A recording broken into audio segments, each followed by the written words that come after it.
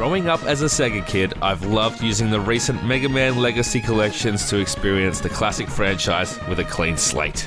If you're a fan of modern indie 2D platformers, going back and playing these 8 Mega Man X games from the 90s and early 2000s demonstrates how much the franchise's DNA lives on in 2018.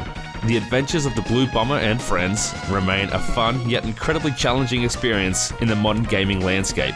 Mega Man X Legacy Collection 1 and 2 are the third and fourth iterations of Capcom's re-release compilations, bringing the classic franchise to modern consoles.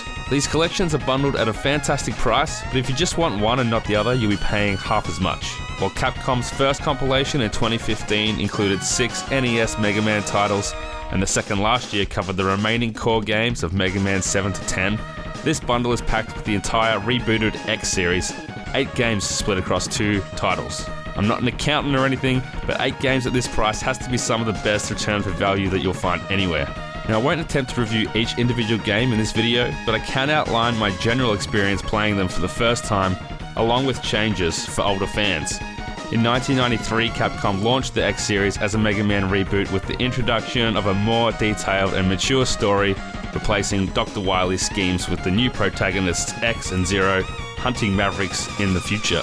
There's enough lore to sink your teeth into if you enjoy the story, but dare I say it, the scrolling dialogue can also get in the way of the gameplay at times, especially towards the later titles.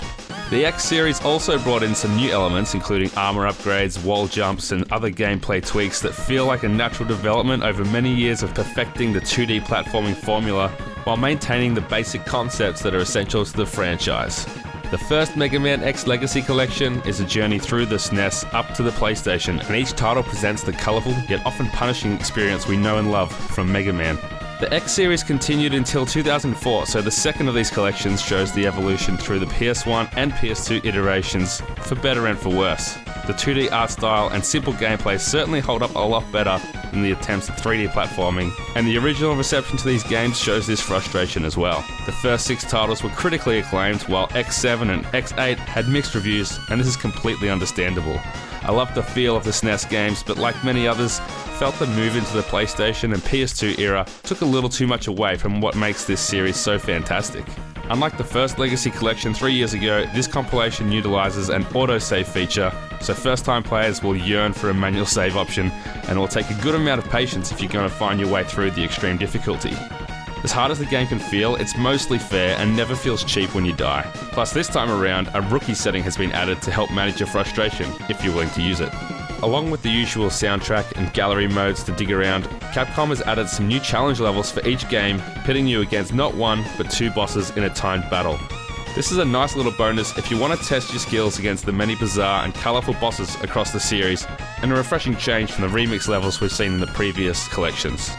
If you're an old fan of the Mega Man X games and need a new reason to replay them, the achievements and trophy list have added a new incentive to play the games in different ways, unlike the first 2 collections that added very little to the original gameplay experience.